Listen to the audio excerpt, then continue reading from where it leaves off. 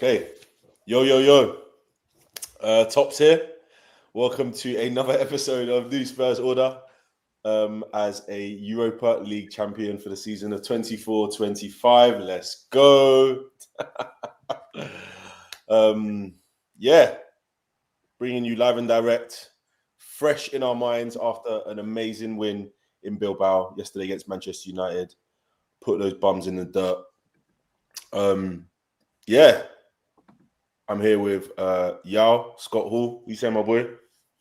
Listen, I'm here to let fans know, man, what a life, bruv. I've been the bad guy. I was the reformed good guy. Tried to do a baby face run. It was horrid. It was bad. It was bad, bruv. They turned me heel fast. I went on a nasty run. I was cussing everyone. I'm here to let everybody know that we're now in the era of the unbearable bad guy. I'm gonna be unbearable. Unflipping bearable. If you hate me already, you're going to hate me times 10, bruv. It's gonna be worse for you, man. But I'm here to let everybody know. Obviously, we're European champions. We can actually say that it's a prestigious competition. On top of that, I'm not letting up. Come Friday morning, in fact, not even Friday morning, come Saturday morning, I need to see the yellow bar on Sky Sports to say.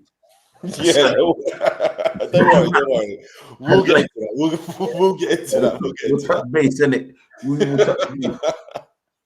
And obviously, in the background there, the tones of my brother Sai, aka Kevin Yash. What you saying, my boy? Live and direct. Hey, listen, it's been a minute, but I'm back like I never left. You dig me? And I'm with my bros, so you know the vibe. After a very, very successful European campaign, we did end up beating Manchester United yesterday 1-0 in the Europa League final in Bilbao.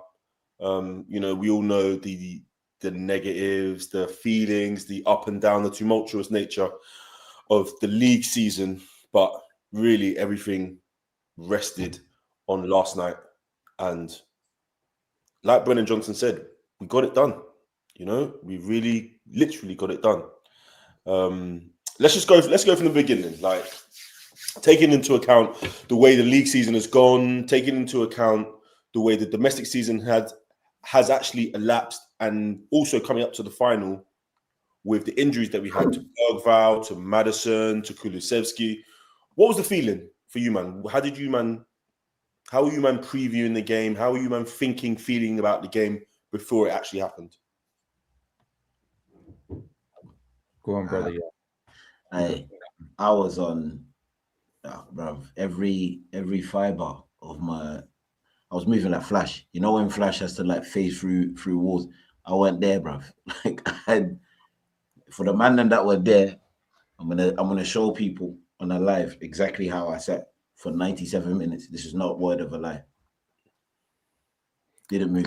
You that are not watching, he was sat like a Buddha statue. Listen, did not like a pillar of salt. He didn't even move. I didn't move, bro. Like, man, I heard conversations left and right. I didn't care. Yeah, I sat there and watched every blade of grass, and all I kept thinking was take the lead. I don't know why I was so confident that if we take the lead, we might see it out. I did think we needed 1 or 2, to be fair, but I believe that if we took the lead, we might see it out, because United have just been disgusting all season, and they've conceded a lot of goals against teams in this competition and in the league. So I felt like we needed to take the lead. Now, when the goal went in, I was like, all right, cool. But I couldn't celebrate too much, because I was like, yo, there's 45 minutes of football. The job's not done yet. But when it hit not 97 minutes, I need man to realize, when it hit 96 minutes, Tops was to the right of me.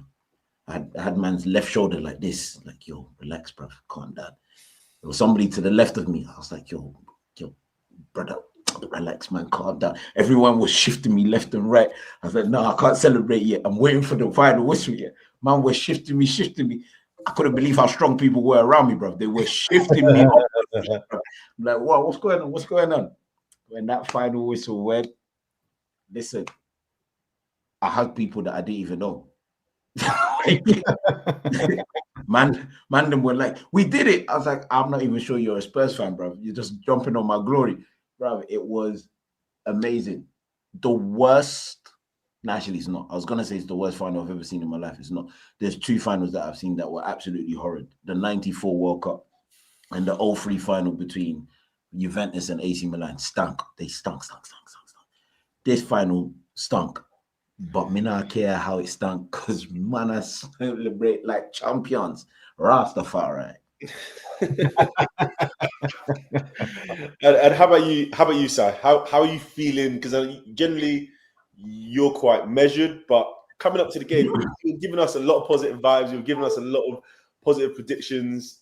You even said it came to you in a dream, my boy. Like, tell me how you feel. Yeah. Honestly, when I say the name Stradamus is not just some kooky internet shit, right? If I feel it, I feel it. You get me? It's that intuition.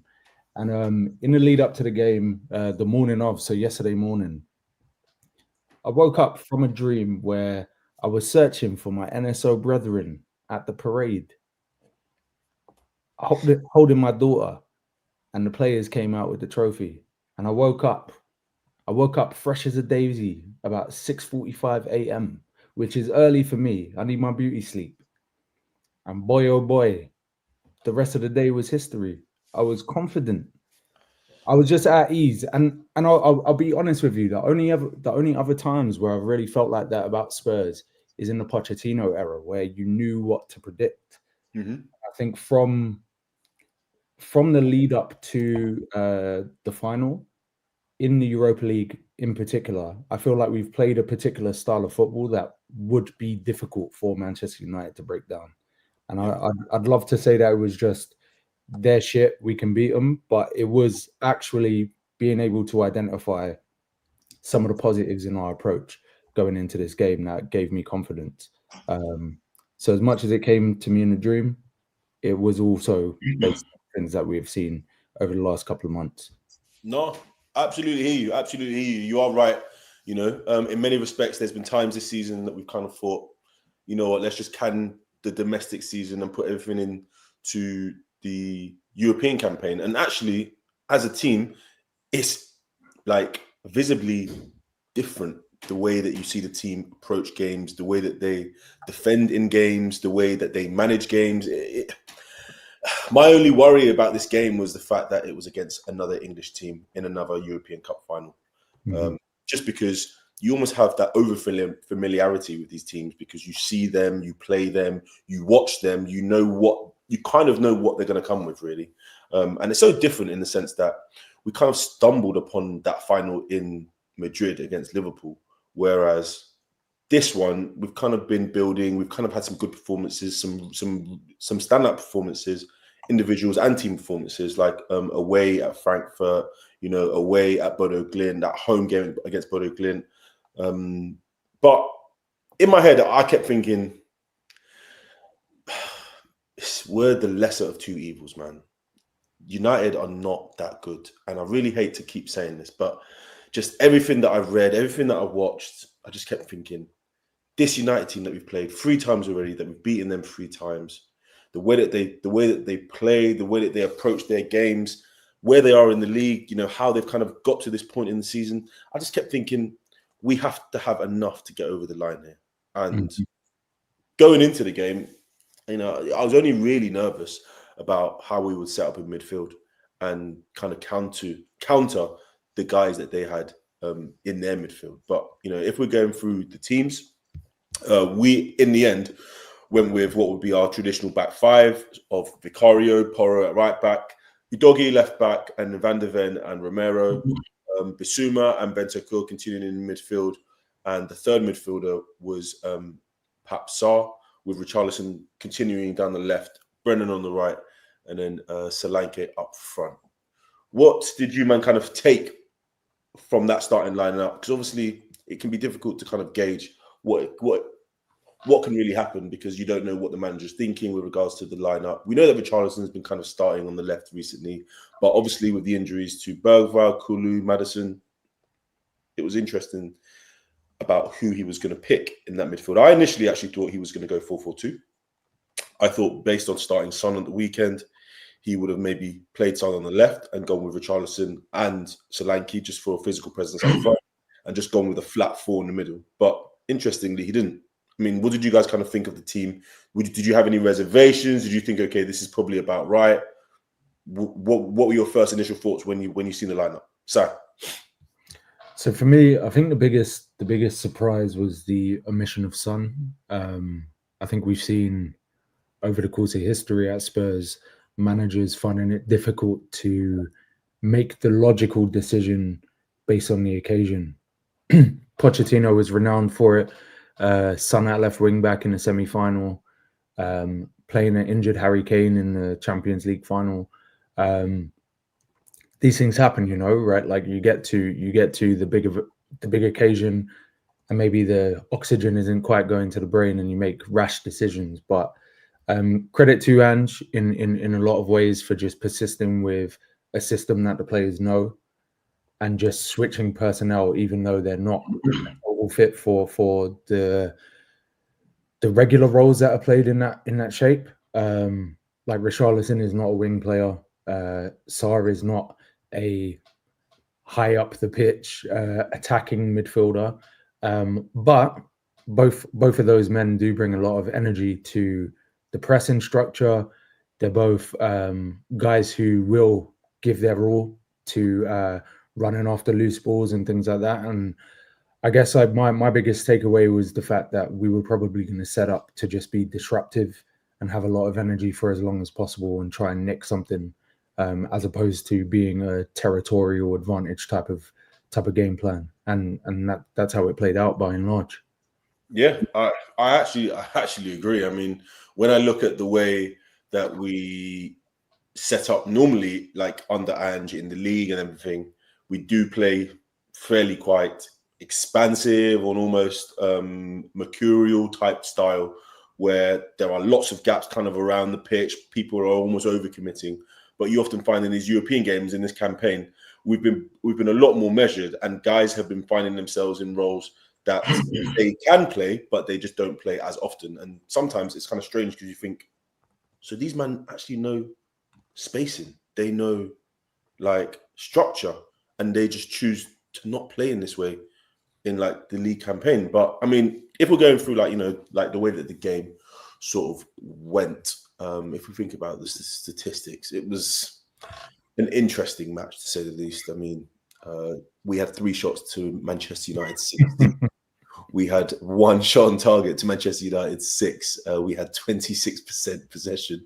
Man United had 74. We had 184 passes to their 515. We committed 22 fouls to their 10. We had 3 yellow cards. They had 4. You know, we had 4 corners. They had 5. Yeah. When you look at this kind of game, what do you take more credence from?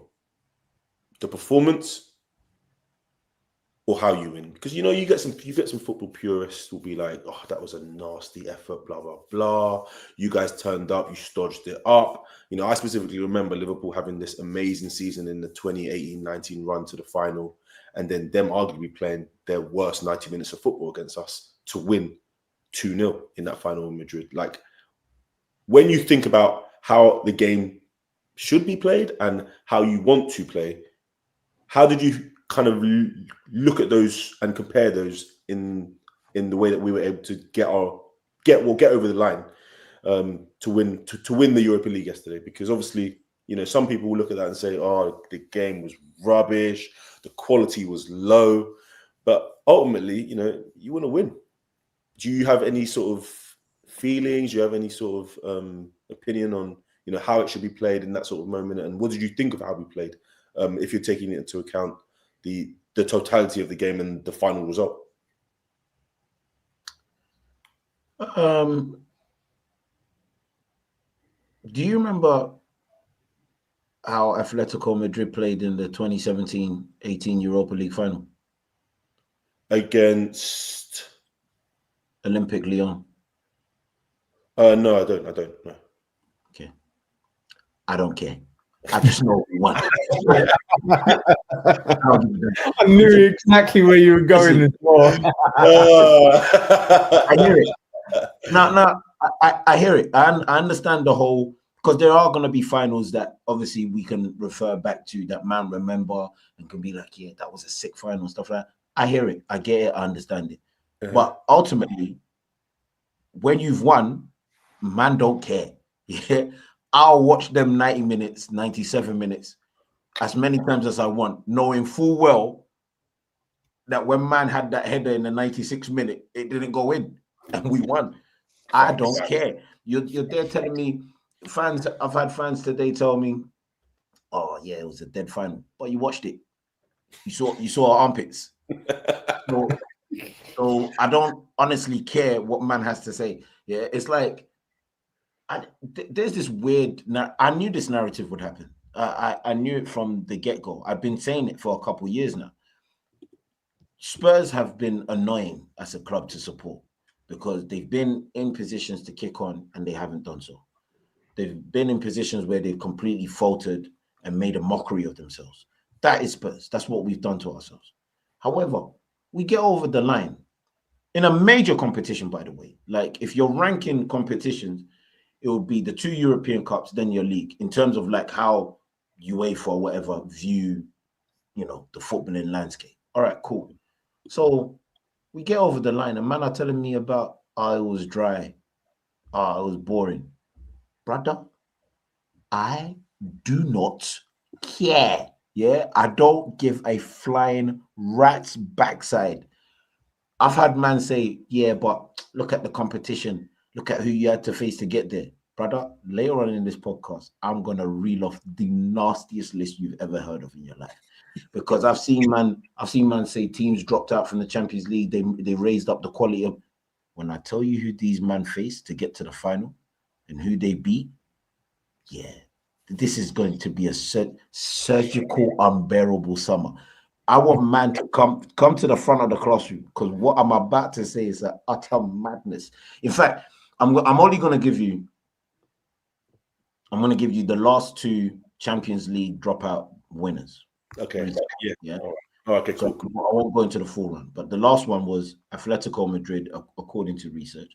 Atletico Madrid in 2017, 2018. They dropped out of the Champions League, went into the Europa League. They faced FC Copenhagen in the round of 32, Lokomotiv Moscow in the round of 16.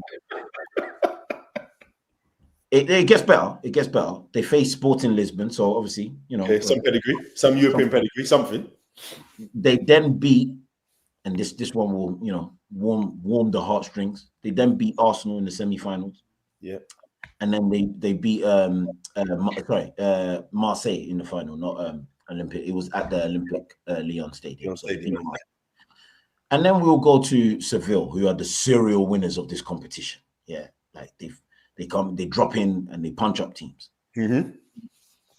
Molde FK, Norway team, in the round of 32. They beat Basel. Now I know people know about Basel, but let's be honest, that's the competition that they expect to be in. Yeah, so they beat Basel in the round of 16. They beat Athletic Club, what United beat, in the round of in the quarterfinals. In the semi-finals, they beat Shakhtar Donetsk. And do you know who they beat in the final that year?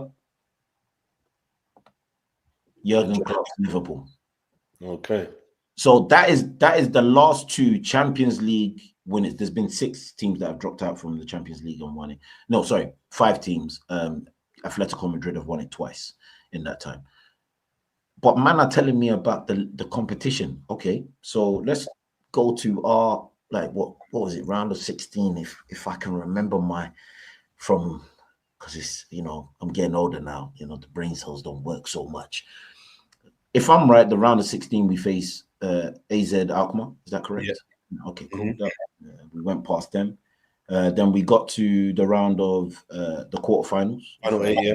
Yeah. So the quarterfinals we faced Frankfurt, who won it 2 seasons ago. Is that right? Or under Glasner. Yeah, under Glasner. So recent champions. But okay, such is life. Mm-hmm. Frankfurt, and obviously we could have faced but they couldn't get the job done. We could have faced Lazio, who finished top of the group. But such as a knockout competition, they didn't get the job done, and we had to face Bodo Glimt. Yeah, and man went there, went to Norway, saw the Northern Lights, punched man up in front of their Viking ancestry. Such is life, isn't it? And then we beat, let's be honest, not the greatest Man United team, but on history, the man have got some pedigree. So if I'm looking at our run compared to these Champions League teams that dropped out, it's no different. It's no different, man. What are we saying? Don't come and tell me about Champions League teams dropping in and raising the prestige of the competition. Shut your mouth, man. Man, I run it 3 times, innit? There's a lot of mental gymnastics going on. I'm too hearing much. People talk about who puts together a parade for a Europa League. Well, you wouldn't know because you never won it. Standard. Like I said to you, man, earlier on, I mean, I like watching a lot of football YouTube content, and today, man, the amount of salty Arsenal content that I've had to consume is crazy. It's all of a sudden, we can talk down in this tournament. You man are celebrating because you ain't won in so long. The format of the tournament has changed. It's not as competitive as. It's like, you can't speak like that because you actually had moments where you were in the tournament a number of times, not once, not twice, multiple times. And you've been in the tournament and you haven't performed at that tournament. You've gone out to teams like Sporting Lisbon, like Yao just mentioned. You've gone out to Olympiacos. You've gone out to all these other teams. You lost to Chelsea in the final.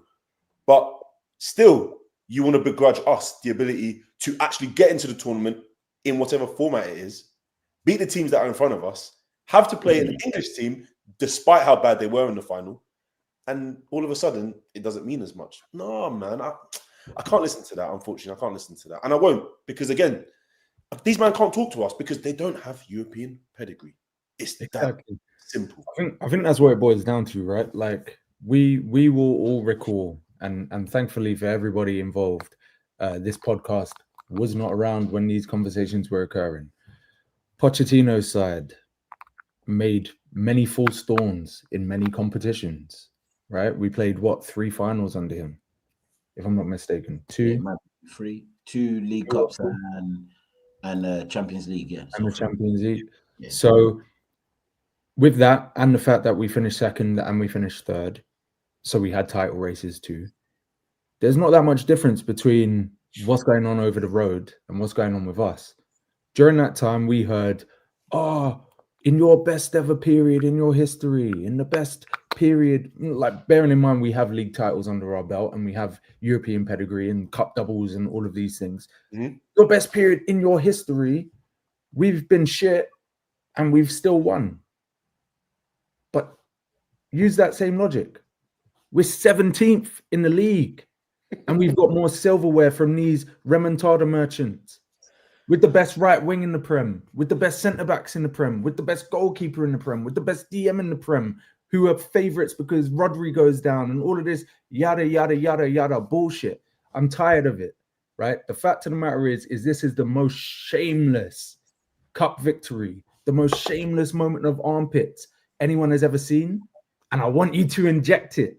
I want you to inject it and I want you to hold that, you pussies. Stand it. You know what's mad, dear? Like, yeah, I wasn't gonna do this, but you know, as I've realized in recent history, my brother's side has a way of bringing me down to the squared circle when all I want to do is be in the background and drink drinks. Yeah, but man is like, brother, we need to tag team. We need to cause problems. Yeah. Listen, I've done small Googles. Yeah, you people can go do your big Googles if you want to. I've come and seen the best run, yeah, in the Europa League history from a Champions League team that dropped out. And this is what I view as the best. Like, yeah, you had to get there. And this was Atletico Madrid the first time they done it. Round of 32, Galatasaray. Round of 16. Sporting Lisbon, Valencia in the quarterfinals, Liverpool in the semi-finals. But can anyone remember who they faced in the final. I remember this one because I know who this team beat to get there. Does anybody remember who they faced in the final? I'll tell you, man, for free. They faced Fulham. No, wait, no, don't do that. No, Prestige. No, Danny Murphy, Clint Dempsey. No, Tops, don't do that. Us, man, we all want to Prestige, please. Let's decorum a minute. Prestige. Fulham got a shed for a stadium, man. I don't want to hear it. Fulham took them, man, to extra time. Fulham had to beat Juventus, by the way, to get to that final. I remember. True. I remember that.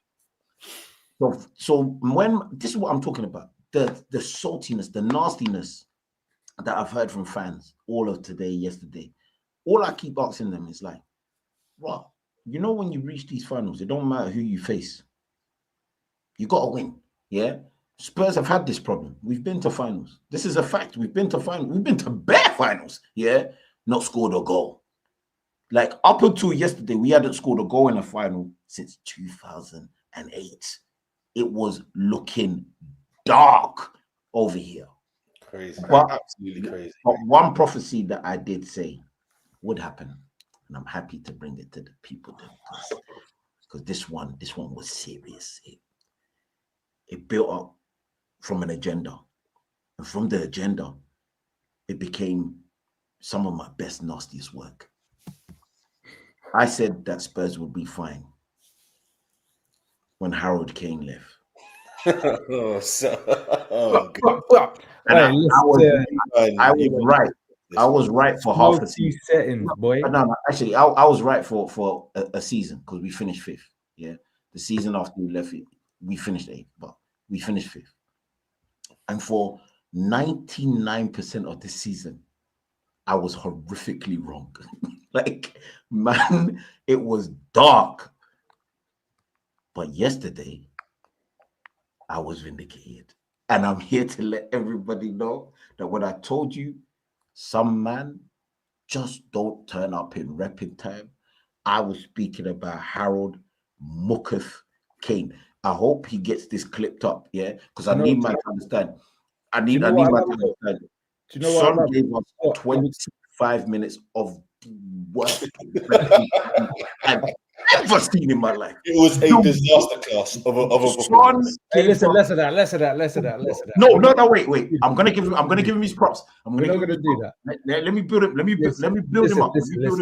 Let me build him up, bro. Let me build him up. So Kane pictures were getting sent to me left, right, and blood clot center when he lifted up the little plate thing. What, the charity German shield? I stayed quiet. I said, listen, he's won, but the season ain't done yet. This ain't no Farmers League.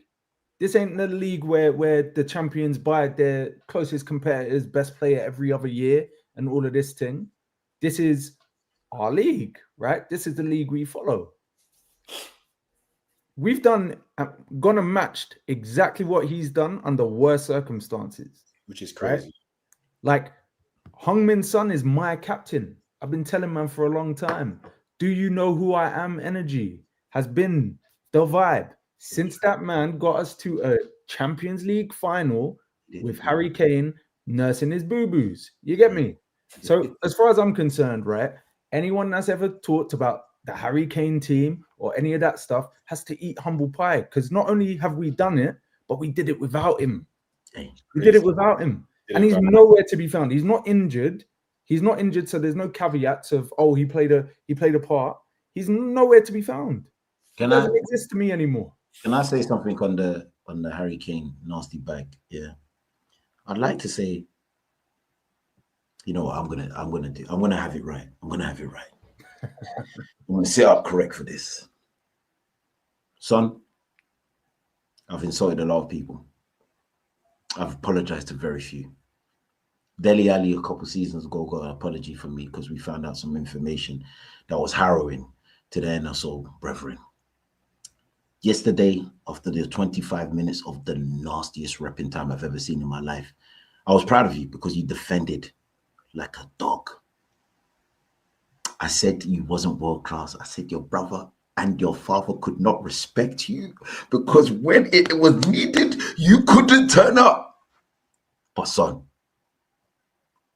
at 9:30 on the 22nd of May, I, Scott Hall, one of the baddest guys on the face of this planet, would like to formally apologize to you.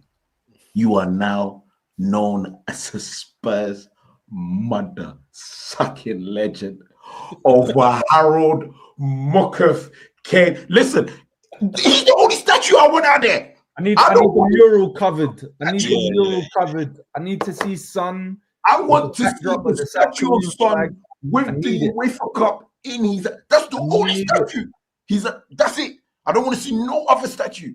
That statue, the one where he's even got the back, number 7, Son. That one, because listen, yesterday his own father looked at him and said, "You're finally my child. Finally." That was a crazy visual, man. I'm not gonna lie. Especially when we've seen like the documentary and we know what we know about him, like having to rep for his country and everything. That was a crazy, and like he was just breaking down with his dad, just consoling him. Like that was Son, man. Can I just say? It looked like the first time that his dad's ever given him any affection. Yeah, brother, do you know what I mean? That father, I grew up with a father that's stone cold Steve Austin. That guy, his dad did not break a smile. Do you know what kind of killer you have to be to know that your son is breaking down in your shoulder? You know what kind of ugly cry Son was letting bro, my shoulders were like Uncle kept a straight face for 4 strong minutes. I counted it. I'm a madman. 4 strong minutes. He did not break a stride.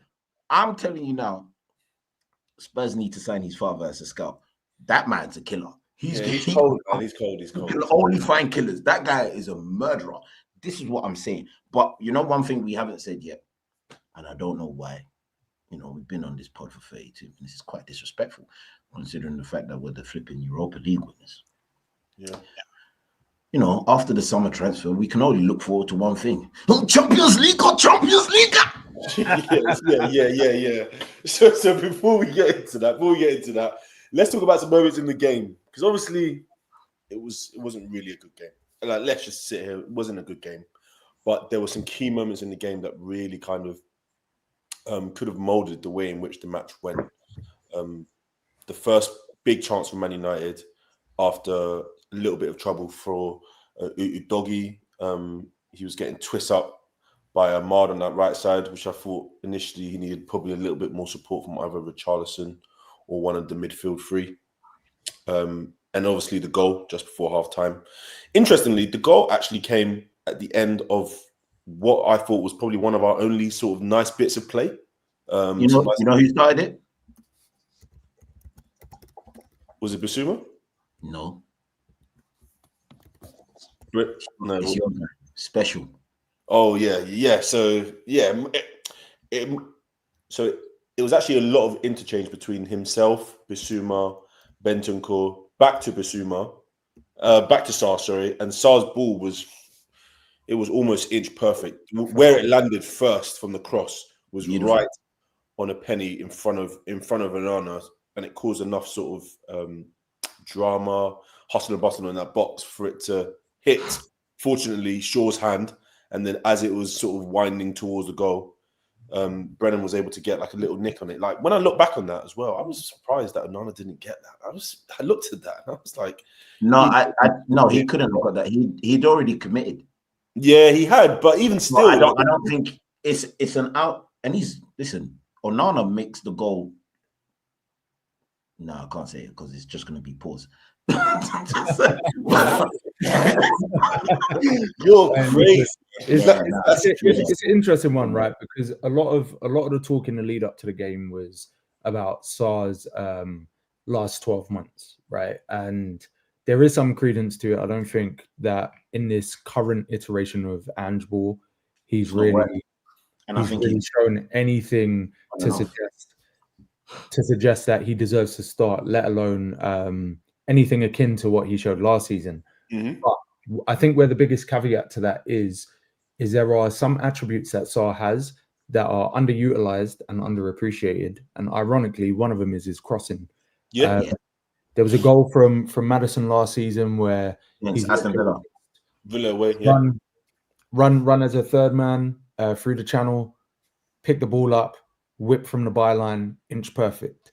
And we saw more of that yesterday. I think in those moments where he did pick the ball up in time and space, which were very few and far between considering how little territorial advantage we had. The kid just has really, really good technique. And when you compare that to maybe Porro's delivery over the course of the game, it really did impress me because it's always said that crossing is like the lowest percentage way to create chances. That goes for set pieces too. That's why we do get impressed when teams do get a great handle on it. But Sarr's pace on the ball, the shape on the ball, and the accuracy on the ball pretty much made it inevitable that it was going to be a goal. I think literally the only way that it wasn't is if Brennan managed to like poke it past the post. So it was a very impressive ball, scruffy as hell. But I also sort of prefer the fact that we've just won in the most dastardly and ugly way. Yeah, because of how many times we've lost in that same manner. Yeah, no, it means how many times we played beautifully and just got pummeled. Yeah, because like you look at the way that the game panned. You know, we fortunately got into that second half. We went into that second half 1-0 up, and then as the second half started, you kind of looked at the way that we set up, and it looked like we were happy to kind of stodge it. You know, we were going to get some breakaways, going to get some moments where maybe they couldn't build like correctly. And honestly, they probed, but there wasn't anything really. If you think about that second half, you know, there wasn't anything that was really sort of threatening to the point whereby, okay, we're really coming under it now. You know, outside of that one chance which Van der Ven amazingly saved off the line, which honestly was only because Vicario was a bozo in that moment. The ball literally hit his face like on the way back, which is crazy because he was looking at it as it was coming towards him. He had the time and he was actually given the space by the defenders to come and catch it. And as he went to catch it, hit his face, hit his hand.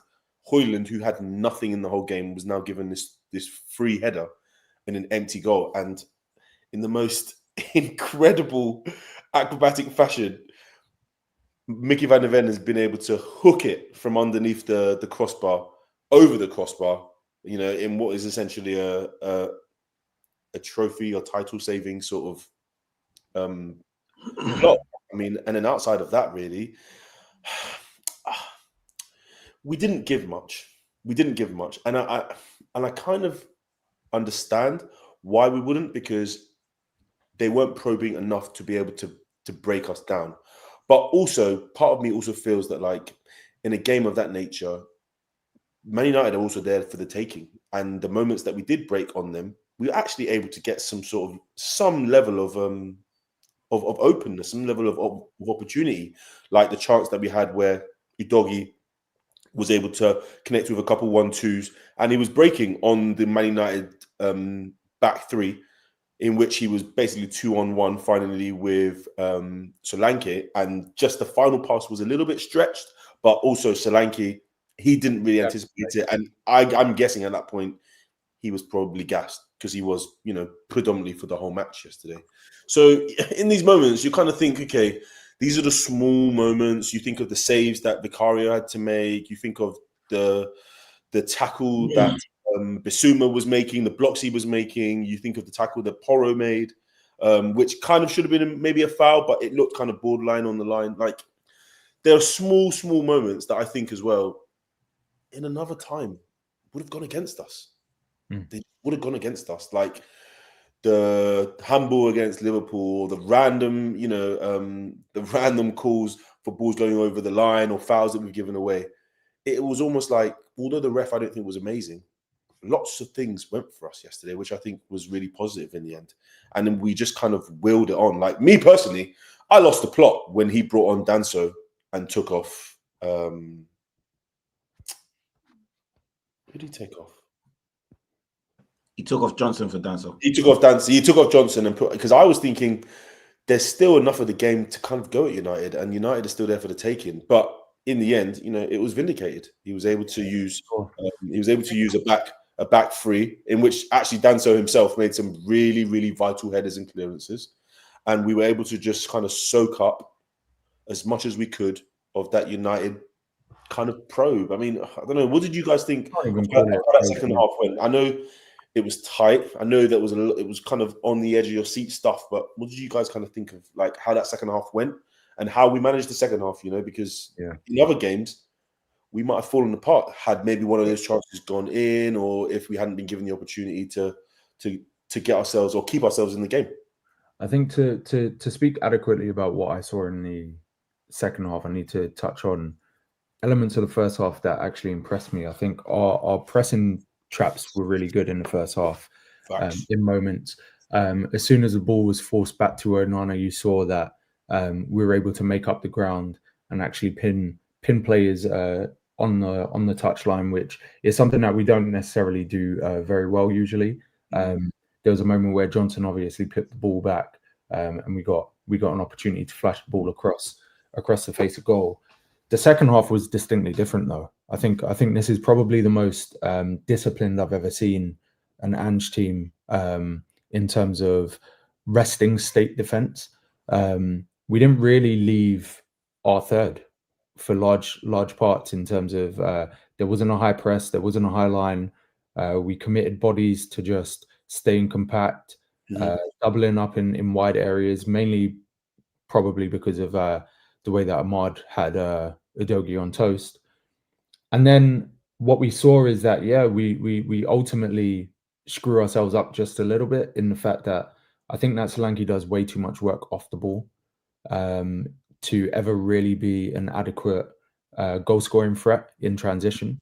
I think there's way too much ground for him to make up. That's a good point. Someone, LJ has just written, can we address Solanke's general performance? I know obviously in the NSO group, sorry to interrupt you, in the NSO group, we do have mixed feelings about Solanke. Sort of give your opinion on kind of you are explaining right now. Sorry. Yeah, I think the looseness of his touch was quite alarming yesterday. You can put it down to fatigue, but I think the last month or so, I've not been really that impressed by his hold up play. It takes a lot of touches for him to bring the ball down and actually play someone in. When you are playing that type of role, I think it needs to be one touch down, one touch to lay off. At maximum, it needs to be about 3 so that you can turn and make a beeline to just an area where you can read and react to the build-up of play. We didn't see much of that from Solanke. I felt like Maguire actually pocketed him, which was quite embarrassing. Aerially, he got bullied. On the ground, he didn't really do anything of note. It was actually Richarlison who looked the better outlet in terms of aerial duels, in terms of hold-up play, in terms of making up ground to combine with players. So I think Solanke's general performance was really, really poor. But what I will say is in the moments where the press was impressive, mostly in the first half, at moments in the second half, I do appreciate his contributions. Because without him being the point person for the press, I don't think it works. Yeah, and there were a couple of even half opportunities where had the press been just like a millisecond or a second more tight, we would have been in on United a number of times with Sarr and Bentancur twice in the game as well. Even you as a striker, when you look at like the way Solanke's playing at the moment, we think about how much we spent on him. We think about the outlay that we put on him, and actually the importance because we've signed him almost in his peak sort of position in his career. Do you think it's a situation of we're not using him right? Do you think it's a situation that he has a little bit of a confidence issue? Because I keep saying to people, this guy scored 19 goals in the Premier League last season. He played every single game for Bournemouth. He had like 7 assists for Bournemouth. He was unbelievable in a team that I feel played to his strengths. And whilst it's difficult to say that we don't play to his strengths because maybe we don't cross the ball enough, we don't feed him enough, and I still do feel that people don't give him enough of the ball. What do you think he can do differently? Do you think there's anything that he's doing wrong as a striker, from a striker to striker? And do you think, obviously, with what we've outlaid on him, as the season comes to an end and we start to think of next season, where do we go from here? Because a lot of men are saying we need to start thinking about a new striker. Score some goals.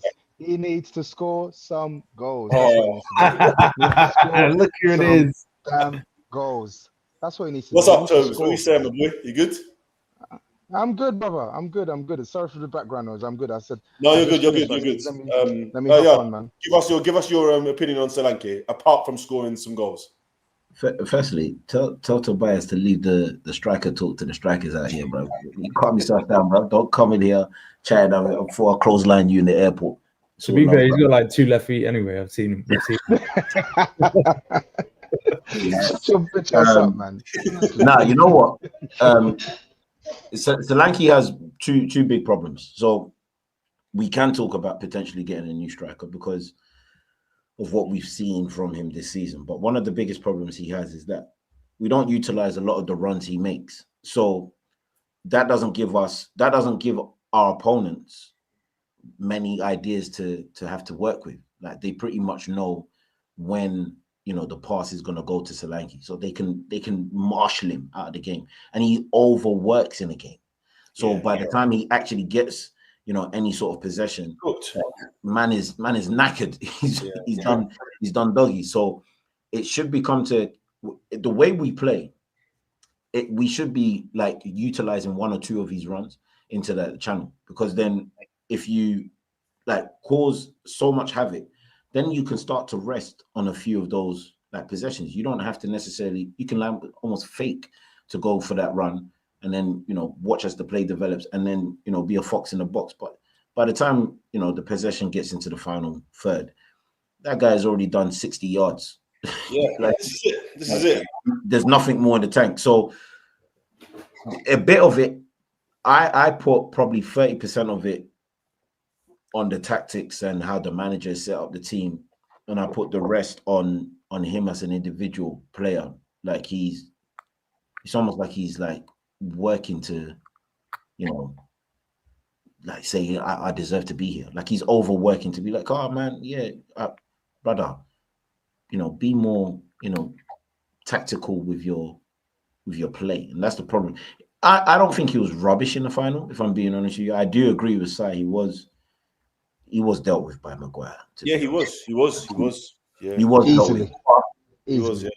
But the problem I had, which is not what we were meant to say. Well, it was easy because the moment the ball went up to him, there was nobody within 20 yards of him. Like it went as if to say he could take the touch and then pass it off. There was one opportunity, in fact, in the first half where Romero passed him the ball. He took the touch, he turned, Maguire came, cleaned him out.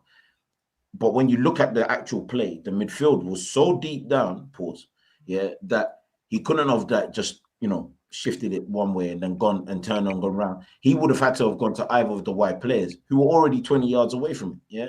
So as much as I do agree that he was pocketed by Maguire, again, part of that comes down to the tactics and also him as an individual. You just got to use your brain more. You got to read the game better, and that's where my problem is with Solanke. I feel like he's a very good hard worker as a striker, but he's tactical nous, or his striker's nous is not as high as I thought it was. Them 19 goals. Them 19 goals more come from a team funneling the ball directly towards him, as opposed to him being, a little bit smart with his play. I agree with your point on him broadly. I do. But if I look at yesterday, like, whilst he was isolated, Man United weren't doubling up on him. It was literally him v Maguire for most of the game. And I expect him to win that matchup. Like, he's literally won that matchup in the past. So I do. I'm sorry. I expect him to win that matchup against Harry Maguire. That's baby food for him. That's baby food for Dominic Solanke. So for me, that was a distinctly subpar performance from him. Like, I would agree. I would agree on him winning that matchup if, say, both of them are, and this is my brutal honest opinion, if both of them are fresh, start of the season, yeah, then I agree. And I'm talking about him getting the ball and facing Maguire. Back towards goal against Maguire, no chance. Defenders winning all game. And that's what happened. Like you're going up against a tank. Like, let's be honest. If Maguire's not running, yeah, he's winning. He's gonna win that battle because he's just a heavyweight sized defender. It's like when we were in the Champions League final and we'd played against Liverpool in previous games, and we'd basically played around their defenders. We didn't allow our strikers to have their back towards goal and just, the defender read what was going to happen. We get to the final, these men are like, wow, Harry Kane wants to go back towards goal against, all right, baby food. Like, and he just got marked out of the whole game. It's the same thing what happened to Solanke. The difference is Solanke tried, he did try, but he gassed out very quickly. He was saved, if I'm being brutally honest. He was saved by one particular person. I can't believe I'm going to say this, but he was saved by Richarlison. Oh, 1000%. Yeah, I can agree with that. Richarlison, he put in a dogged performance for once. He really did kind of step up in his role defensively, especially off the ball. Did a lot of the crap work, and actually, he kind of gave us an outlet. He doesn't cross as that sort of that left sort of role that he's kind of been given in the latter part of the season, but he does tend to come in field quite nicely. And also, if Solanke does come a bit short, he does rush into that sort of central zone to kind of fill the striker area if Solanke isn't there. And I think he did. There was a point in the game where it did look like he was losing his head a little bit, and he got a stupid yellow card. And sometimes that's my one annoyance with him, is that like he just sometimes let the game go from him when he's a seasoned professional. The game should kind of be in his control. But I think that's a common theme with some of these players, to be perfectly honest. And not to nitpick, but I remember Tops and I, we looked at each other when Basuma got his yellow and we're just like, fucking hell. Like, again, like, because these are the things where in the big moments, like we've seen, I think part of the reason why Solanke's performance was particularly poor and why Richarlison's performance stood out a bit more is because the game was bitty, right? When you look at Solanke, you don't see him as a bitty player. You look at Solanke as someone who is quite tidy in what they do, and if the game is tidy, he flourishes, right? If you give him an opportunity to get the first touch in space and turn, and he can combine nicely and all of that stuff. Richarlison is the complete opposite, whereas he thrives in the chaos, right? It's the high pressing moments where the ball takes a little deflection and then he's on it and he can do a little flick or something like that in tight space occasionally. So the fact that the game was so bitty, I was looking at guys like Basuma, Bentancur to just be disciplined over the course of the game. And Basuma, for all credit to him, probably put in a man of the match performance and was probably let down by the fact that we just didn't have enough of the ball for him to actually do anything with it. But yeah, generally speaking, I'd say that obviously we've been quite critical of Solanke's performance. We've praised Richarlison. I do just generally think player for player, we played pretty well. We just played pretty well within the remit of what we were seeing, right? It's not a good performance by any means because we didn't have any of the fucking ball. But in terms of what the remit was, staying tight, staying composed, staying quite together as a team, I think we got the job done really, really well in that regard. I agree, man. In the end, like you get into these games and, 9 times out of 10, 10 times out of 10, as a Spurs fan, you just want to get through the games. You want to get it done. You want to get over the line. And for long amounts of finals, semi-finals, we just haven't been able to get it done. And we've wanted this perfect performance, this swashbuckling, attacking XYZ. And actually, the time that we did get it done was against a team that admittedly wasn't amazing, but we dug in. Everyone put themselves on the line. Everyone really, really put themselves at the forefront for the football club, for the fans, and now that we look at the game and, today was amazing. Like, I keep saying how mental it feels that I'm 36 and the last time that I witnessed us winning anything of any real relevance was when I was 19, which was so long ago. And now that I come back to this point, and I think, you know, how happy I felt yesterday with the NSO boys watching the game, being that victory, like, how do you guys feel? Like, because one, we're champions of Europe in the Europa League. We're going to the Champions League, and it almost feels like Super Cup. It almost feels like our season, which honestly was a failure. It was a domestic failure. Terrible. Has been saved, you know, and all of a sudden now things are like almost, they've been flipped, they've been reversed, and the outlook on the possible future looks positive. The potential of attracting players look positive. The freedom of funds now looks positive. Like, how do you guys feel in terms of the outlook from winning this game? Like, where are you sort of mentally with it? What do you think it means for us moving forward? Because obviously as well, like, you know, we were saying yesterday, we now have the potential to go up against an Inter or PSG in the summer and even pick up a second cup in the Super Cup, you know, like that. And all of a sudden, you start having the same sort of players, the same continuity, the potential of the same amount of success. And all of a sudden, you're building something. Like, where are you guys at with how everything kind of feels from a bigger picture outlook for the club, and obviously you as a fan, right? I think I think I said this yesterday. This was the biggest sliding doors final we might see in our lifetime. Like, people need to understand how mad this final was. Like, let's really, really look at this. All of us watch a lot of sports. There's one particular sport in which you can tank a season and go into like the summer, or, you know, roughly around the summer, you know, and kind of rebuild. And that sport is called NBA. You can tank your season and potentially get the number 1, number 2, or number 3 draft pick. Like, so you could select from one of the top prospects in your country. That's not how football works. It never has, and it never will. 2 teams in January decided, we're going to tank our season, and respectively are currently, with 1 more game left to go, 16th and 7th in the league. Yeah, these 2 teams decided in January, with nearly 12 games to go, we're going to tank it. We're going, fuck the league. That's what they said. We're going to tank our season. It's all or nothing on this final. Mental behavior. This is, I never want to see this again. Never. Yeah. One team has a new stadium. Fine. Money, resources ain't really an issue. But their chairman came out and said, yo, boy, it's looking peak for us, man, in the summer window, because, you know, obviously our league position is horrid. It's not looking like we're going to get Champions League football. This was the talk. Blah, blah, blah. Another team, toilets are leaking. Every time it rains, people are getting wet. Staff are getting sacked left, right, and center like it's furlough. It's a madness over there. And these 2 teams met in the final.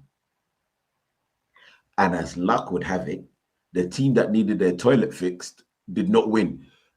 Right now, if I was a United fan, I'd be panicking. I'd be panicking like never before.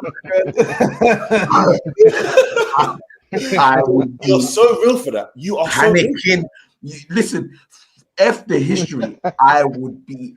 I can't sleep. Yeah, there won't be a day I could sleep, because even now when I'm thinking about, because I had to remember, I sat there for 97 minutes thinking, Jesus Christ, we need this more than you believe. Yeah, more. Listen, I could not go another summer with the potential that not only will Spurs not have any sort of European football, but this man, Daniel Levy, was going to be like, yeah, purse strings are mad tight because we ain't getting certain money from certain competitions. You, man, could you imagine that we were in this position and we had to build a new stadium? We had to find funds for new players. Oh, my God. No.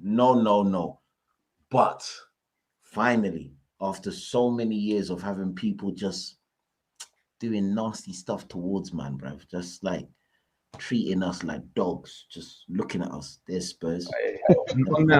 On that particular note, the whole time in the lead up to the game, during the game, after the game, my whole energy was, lads, it's United, mate. This is it. You know what's so sweet about this one, yeah? It's the United fans that were doing all the talking, bro. Oh, bro. Like a lot of Spurs fans. Okay, yeah, there were some that were nervous, but for the most part, the level-headed Spurs fans I speak to, they were fairly relaxed. They said, okay, yeah, they could beat us, but we're relaxed because we're going into a final where they are not the overwhelming favorite. Like they're very beatable. We know what it looks like to beat United because we've done it 3 times this season. So with a variation of players. So heading into this game, I don't know. I wasn't. It was just relaxing, bro. Like it was relaxed. It was a relaxed nervousness, I would put it.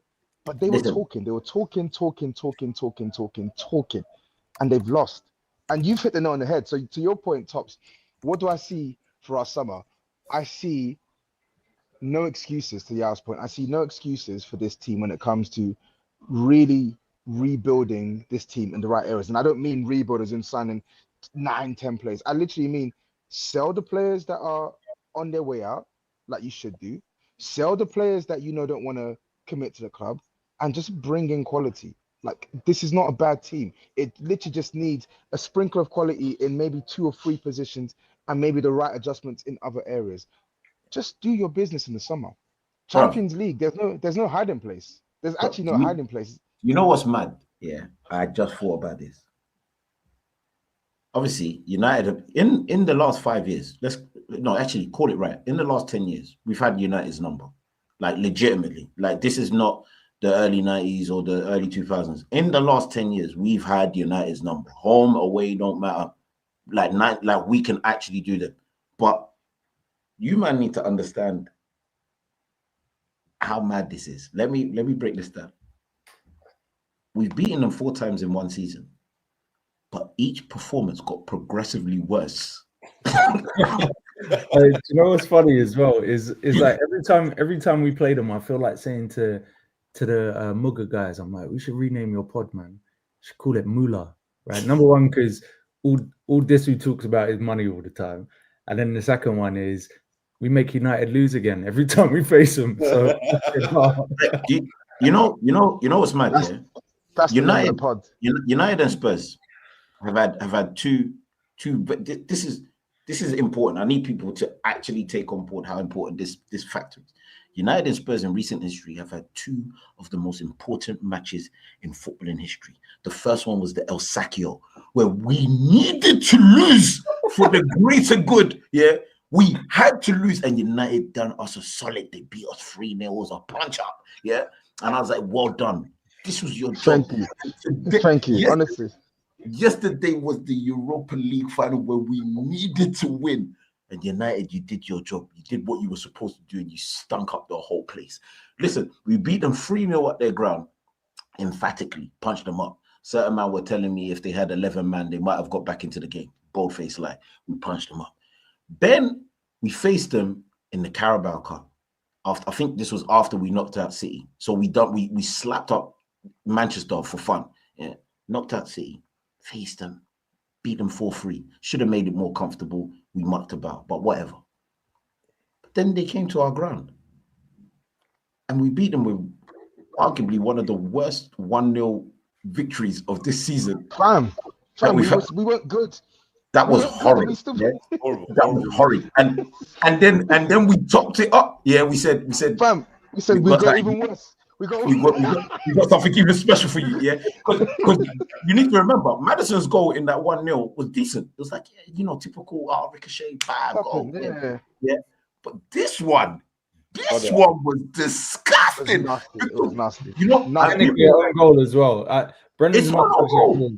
It's not on goal. I'm telling you, I've watched so much of the highlights. Yeah, there is a shot on Discovery where they do the stupid magnifying glass thing. Yeah. It touches Johnson's studs. I was like, this guy is the what? Listen, Okay, If you know Brennan what? doesn't touch it, it still goes in, man. It's an own goal, man. Fuck. Then I believe it. Then I believe it. Yeah, I agree, bro. I reckon it hits the post. I agree. I reckon it hits the post. I reckon it hits the post. In another world, it hits the post, and Luke Shaw just kicks it in because he's doing it for. It's one of them ones where Harry Kane would have definitely swore on his daughter's life. Definitely. No, because Harry Kane didn't touch it. What would Brennan Johnson, swear on? His hot water bottle? Yeah, man. He wouldn't have to swear. He can't swear on anything because that thing will collapse. Man. Bitch ass, man. Listen, all I will say is this, though.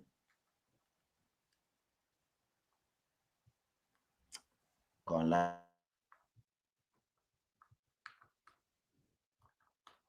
Oh, you gone mute. Wait, you've got to mute. You went on mute. He's still talking as well. You're mute. You're on mute. You're on mute. You're on mute. Oh, apologies. I was saying we need to sell Dragusin because the way his agent was talking earlier this season, madness. Yeah. Like So obviously, game's over now. We're European champions.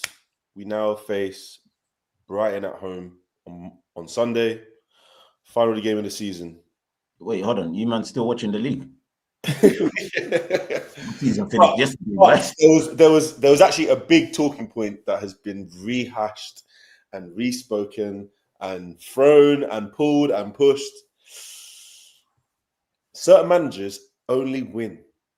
They always win in their second season. They only win in their second season. And lo and behold, this man has dragged us through hellfire, through stone, through rain, through wind. And somehow, I was saying to Sai yesterday, somehow this brother has managed to shithouse his way to a Europa League trophy-winning campaign. As we go into Brighton this weekend, as we think about all the PR that we saw yesterday, all the news, all the pressers, this guy was talking smoky, smiling with all 32 out on the pitch. Where do we actually stand with that? I know where we stand, but I just want to hear man say it because I'm now hearing people talking in the groups. I'm hearing people talking on YouTube content saying, bro, he won them their first trophy in 17 years. They're so happy with him. They must keep him on for next season. And I really know where I stand, but I just need to hear where you man stand with it because I'm not liking what I'm hearing. It's making me sick. It's making me sick to the pit of my stomach. I'm bubbling. I got like. Where are you man with this? Where are you man with this? Tobes, let me hear. Tobes, let me hear. I need to hear you. Let me hear. People are like, oh, keep him. I'm like, fam, have you seen how we've been this season, bro? Like, and you're saying keep him. Get this guy gone. I'll allow him. He can do the parade. Let him do the parade. Let him enjoy himself. Let him celebrate with his wife and kids because they were there with him in Spain yesterday. So I'm sure they're going to be with him in England. Cool. Yeah. Let him enjoy his time this week. Next week, I want to see Sky Sports, yellow ticker, Ange Postecoglou leaves the club by mutual consent. That's the only way we progress. Do you think I want to see this manager in the Champions League, especially in that format against the plethora of top sides? You think I want to see Spurs? Like, you're not going to be playing Bodo Glimt every week. You're going to be playing PSG. You're going to be playing Barcelona. You're going to be playing Dortmund. You're going to be playing so many teams that can give Spurs this work. I do not want to be going into any of those games with Ange Postecoglou in the dugout. I don't even want to see him near the dugout when we play the winner of PSG or Inter Milan. Get him gone. Gone. Like, I'm not entertaining any talk of him staying. Hey, get him gone. Listen, everyone I've seen has said we need to keep him on because of what he's won. I'm like, when the expat privilege is this shit, man? Like, honestly, any other manager, you could take him from anywhere on the continent, off the continent, Timbuktu, Timbuktu 3, and no one would have this much patience for a man who has amassed 21 league losses. That's not even taken into consideration the fact that we've gotten dumped out of the other 2 domestic trophies. To me, it would be different. If we won 2 cups this season, then I'd be like, yeah, just keep it. Mm-hmm. Just keep it. Mm-hmm. But shithousing your way to a UEFA Cup is not enough, rude boy. Like, it's not enough. It's like, we'll go into next season, we'll say, all right, we're giving him a chance because he's got credit in the bank. We'll get to October and we'll be in the same conversation we were in this season, where it's like, what the fuck am I seeing on the pitch? What is going on with the utilization of these players? Why have we spent this money and we're not seeing any results? It will be the same exact thing. We have enough of a catalogue of evidence to suggest this manager is not good enough for the full scope of reference of what a league campaign or a full season is requires at this level.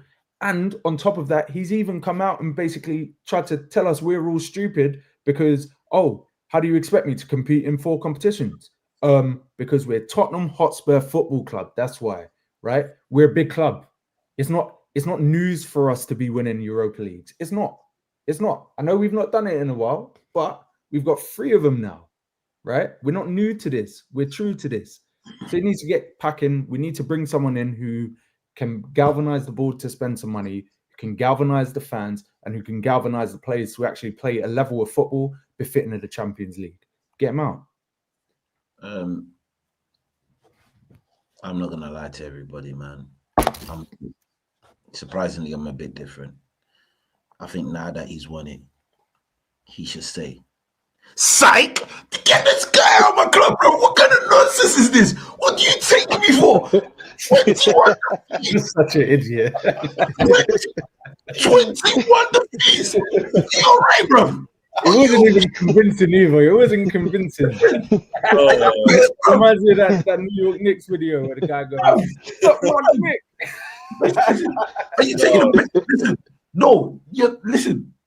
I don't care. If he's an honourable man, he's got to quit. Yeah, because listen, you'll walk 100%. Yeah, I think so. 100%. I need man to take this on board. Yeah, I know man will be like, oh, but he won you this, he won you that. I'm gonna say something right here, right now. I don't care how it comes out, and I don't care how shameless it is. What I saw yesterday showed me that if Jose Mourinho managed that final, we would have won it. Yeah, and we wouldn't be at this point right now. He would have beaten Man City in that final. That is my honest belief. I don't care what people think, yeah? But on top of that, let me make this very clear to you right now. This chairman, Daniel Levy, with the same cranium as Tobias, sacked a manager 6 days before a cup final. If he doesn't sack this man for 23 defeats in a season, because man are forgetting. No, apologies. It's not 23 defeats in a season. We got knocked out of the Carabao Cup. That's one. Got knocked out of the flipping FA Cup. That's 2. But people seem to forget that we lost to RZ away. And we also lost 1 to Galatasaray. League phase, meaning we've lost 25 games in a season. 38 games are played in a league format. We have lost 21 of those games. This is Derby County form. I'm not going to go through it again. I'm not. I will do something very dark if I see this guy take the first game of the new season. I swear I cannot be anywhere near this stadium. If this guy is there, I don't want to hear man telling me about how do we build a winning culture. Let me answer that. I was going to bring it up. Sorry, go on, Tops. No, I kind of feel it's crazy because, like, I was listening to some content today, and in that content, they were saying how United finishing the season the way they have is arguably one of the worst top sides performances in a league performance in like football history. And I'm like, but we're 17th.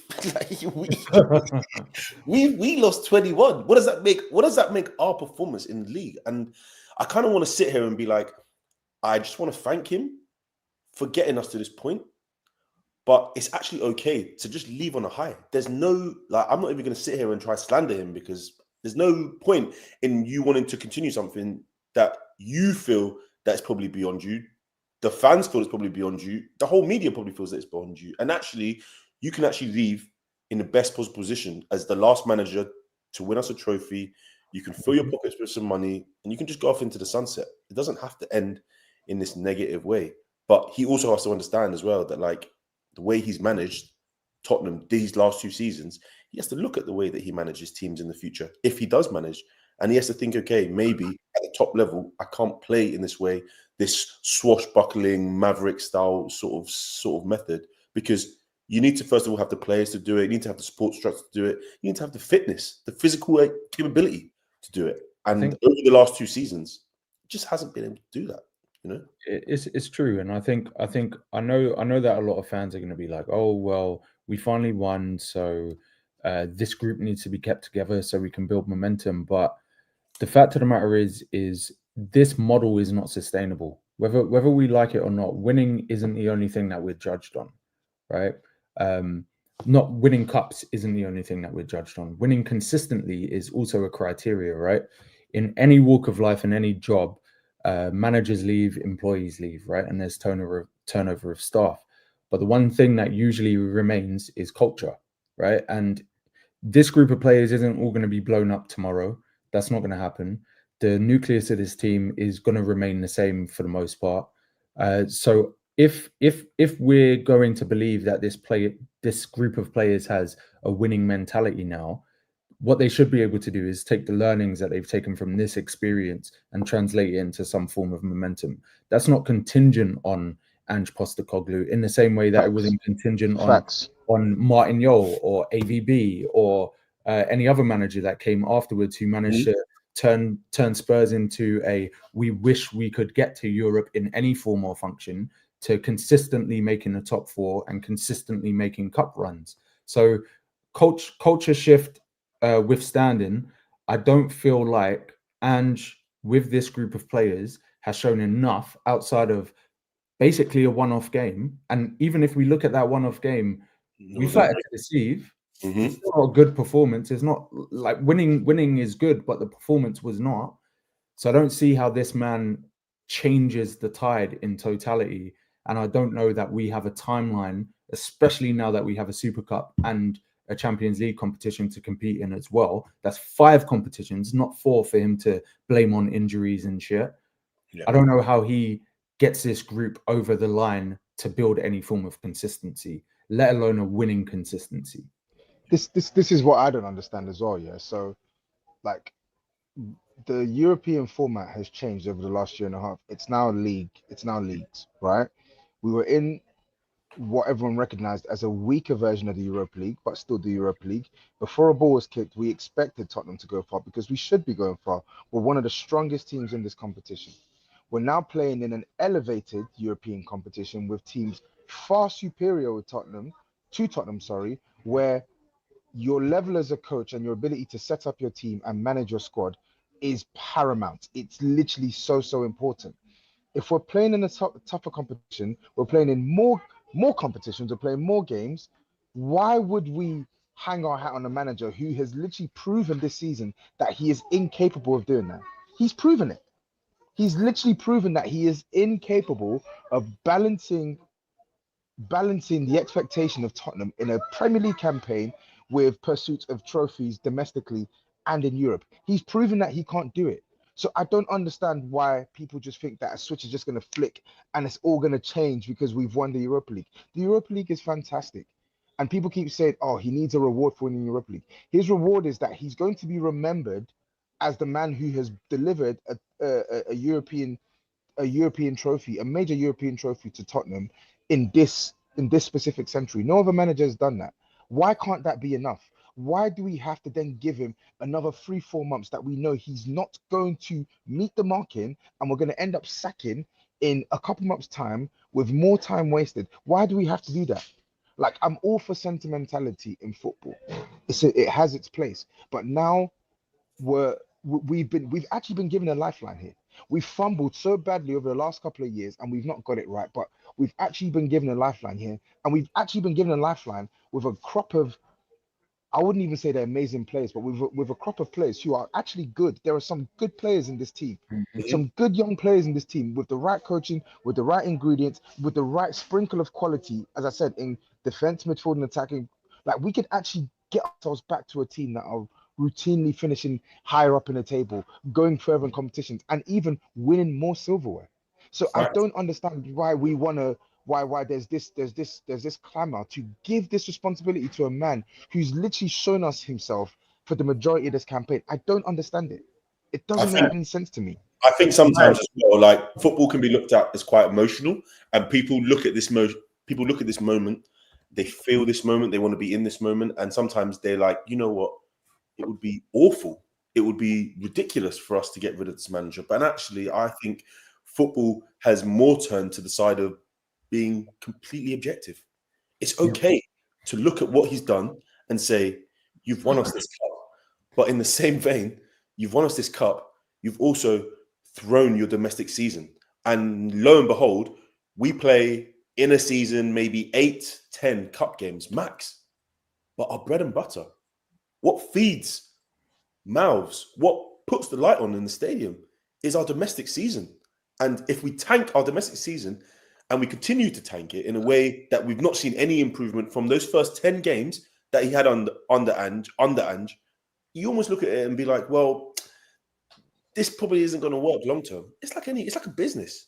You look at what's making you money, you look at what's wasting or losing you money. And the minute you start to see the things losing you money or wasting money, you start to think, how can I cut this off? How can I surgically cut this off so that I can get myself to an equilibrium? You don't pour more money into it to kind of get you into a position where you'll be suddenly in a deficit.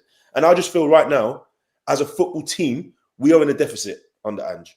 And we need to get back to zero because we have enough to put ourselves in the positive.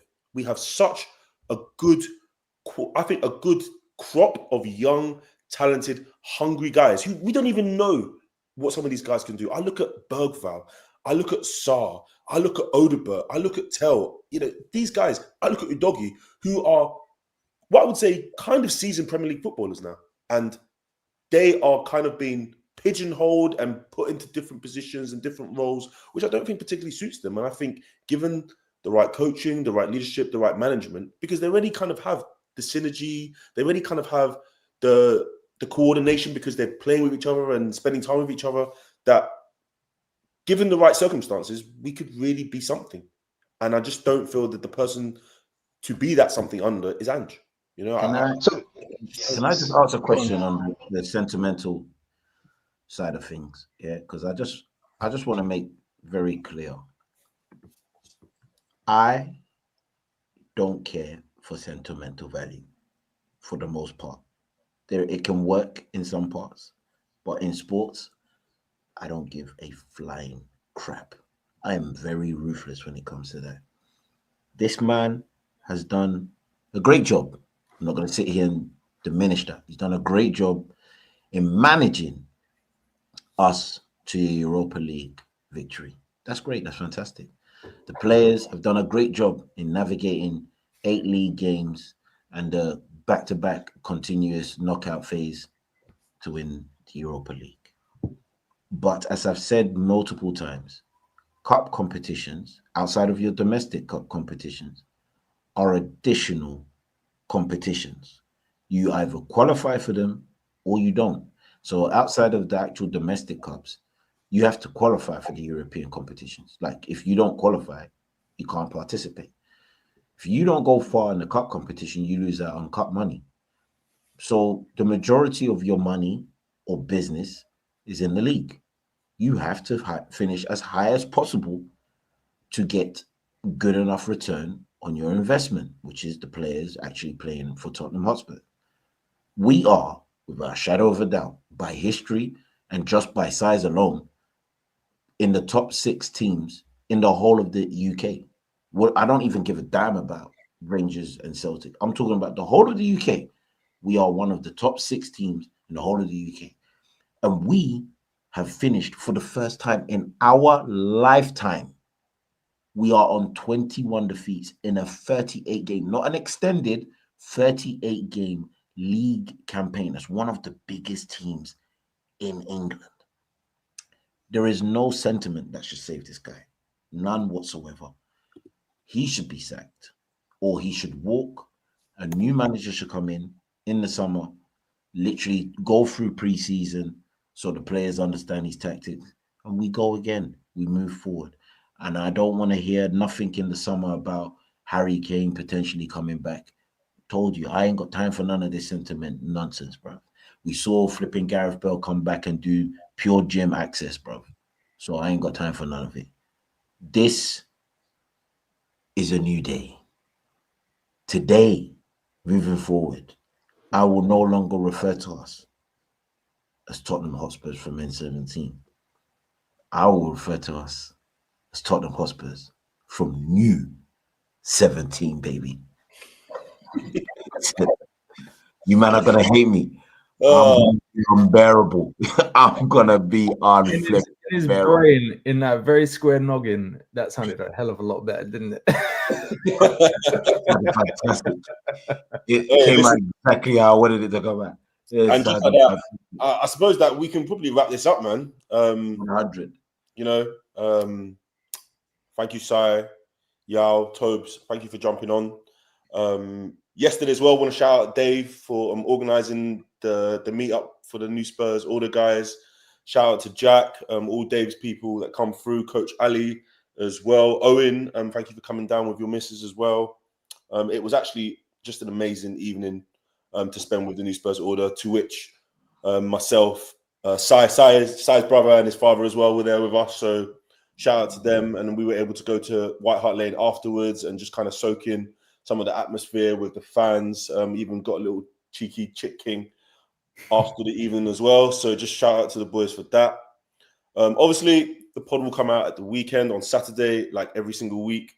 Please don't be afraid to like, share, and subscribe. All content linked to New Spurs Order. All content linked to Touchline Fracas. We are on YouTube, Instagram, TikTok, and Twitter. And yeah. Talk to us nicely. Talk to us nicely. Champions of Europe. Talk to us nicely. We'll see you guys next week. Champions League. Champions League. Talk to us nicely. Champions League. Talk to us nicely. Come on, you Spurs.